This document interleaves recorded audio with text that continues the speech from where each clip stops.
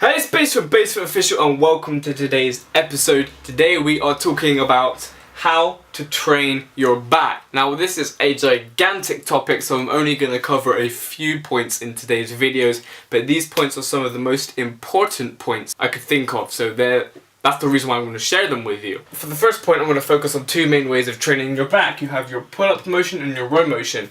Now if you're experienced or know anything about lifting, you know that there are many other kind of ways of training your back, such as a straight arm kind of pull over or pull downs, which is where you keep your arms straight and cause extension at the shoulder, because that's one of the main functions of the lat. But we'll ignore that or leave that to the side even for this point. So pull-up motion and row motion. One of the main and critical things that you can change during these exercises are your grip. So alongside kind of frequency, tempo, all of those different variables, your grip has a massive effect on your body, on the neuromuscular system and the neurological systems. So we've got pronated, supinated and neutral.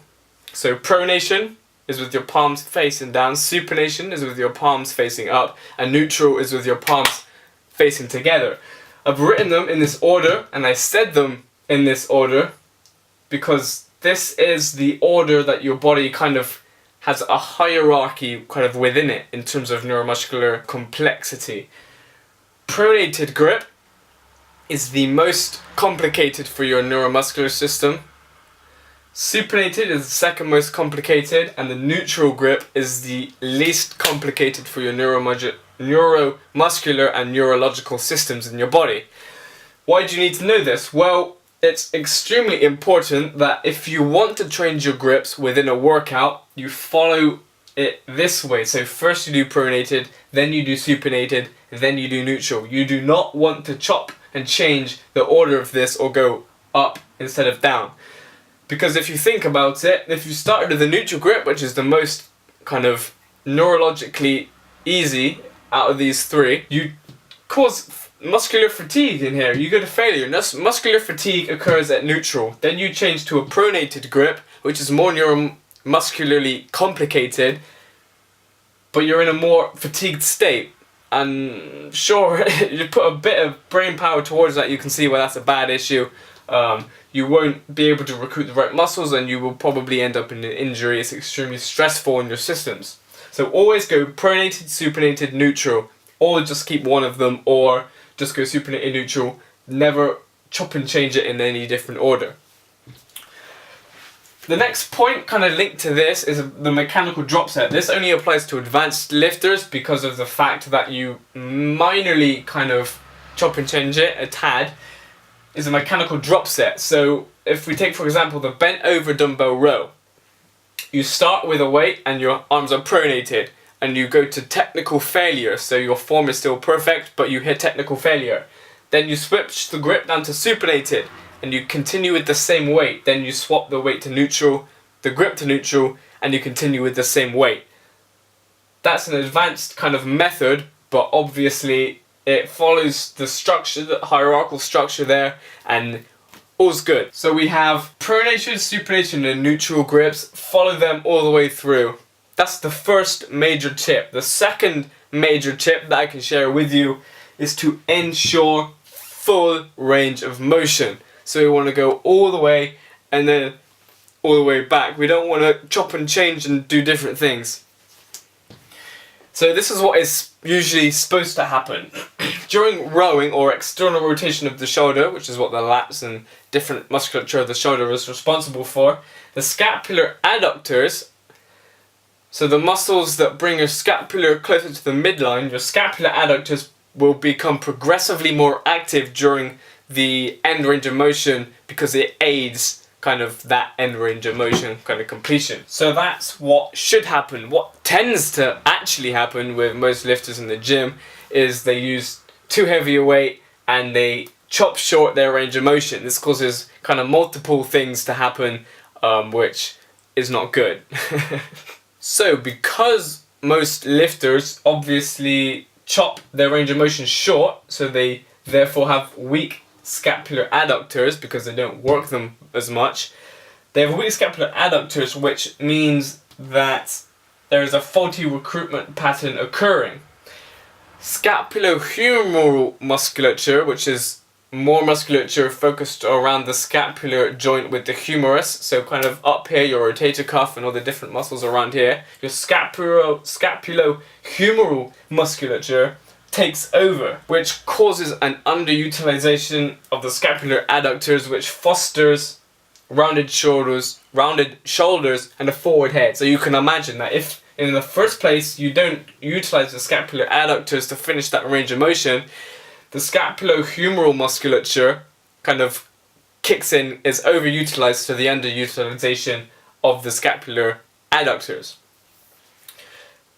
But the thing is, most people have a weak rotator cuff and kind of weak medial and lateral rotators of the shoulder. So you have muscular imbalances, or it might just be completely weak, your rotator cuff or your medial or lateral rotators of the shoulder.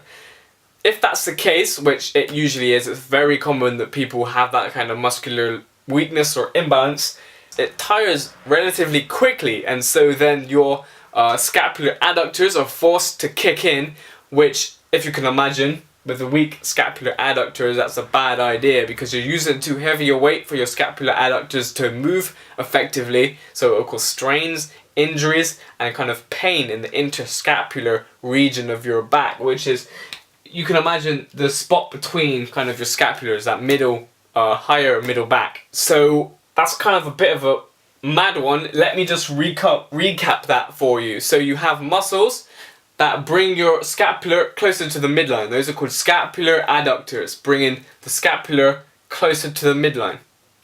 Then you have your scapulohumeral musculature, which is the musculature surrounding the shoulder, affecting the shoulder, so things like your rotator cuff and lateral medial rotators of the shoulder.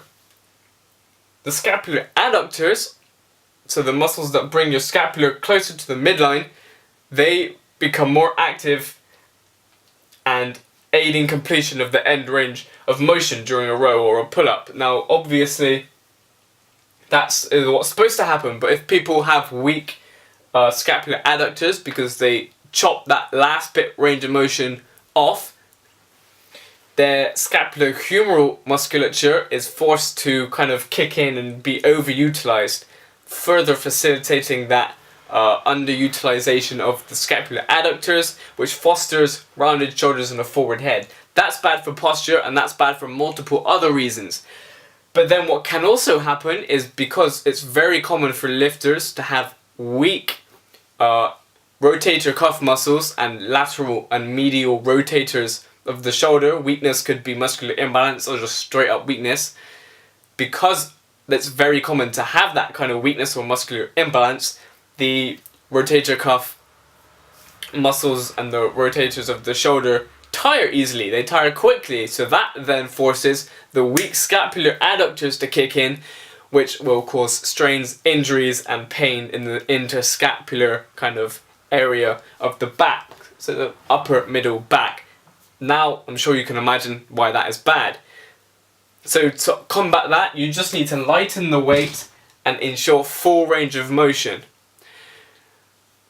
Additionally to this, which I see a lot of people in the gym doing, I used to do it in the gym, is with the pull-ups. People fix their scapula. Now, unless you have a shoulder injury or have been directed by a physical therapist or anybody in a medical background to fix your shoulders when you do a pull-up. So what I mean by that is, when you go into a pull-up, this is the fixed shoulder position. So when you do pull-ups, you just come here and here.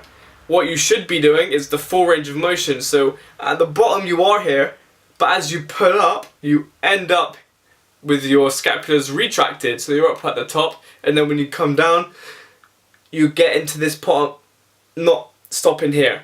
So you need this portion to be one smooth movement. Otherwise you throw off the timing of the recruitment of different muscles and you get very similar problems to what I just kind of outlined. So the main things to take away from this video is your grip order, pronation to supination to neutral. Never skimp out on that. And with the rows and the pull-ups, ensure full range of motion, even if that means lowering the weight ensure you have a full range of motion, otherwise you will be facilitating muscular imbalances and eventually injury in your back, which is very annoying because pulling is very functional and you do it a lot in your day. Pull-ups, final little tidbit, make sure you do the full range of motion unless prescribed otherwise by a medical professional. So if you've had a shoulder injury and they recommend to fix your shoulders when you do a pull-up, make sure you do that. But if you all have kind of healthy normal shoulders, you should go down to the bottom part, do a pull-up, and come down to the bottom and do a full pull-up, and make sure everything is working in order. I hope you've enjoyed today's video. I've gone over the most important points I can think of in how to train your back. Incorporate these into your workouts. Train hard.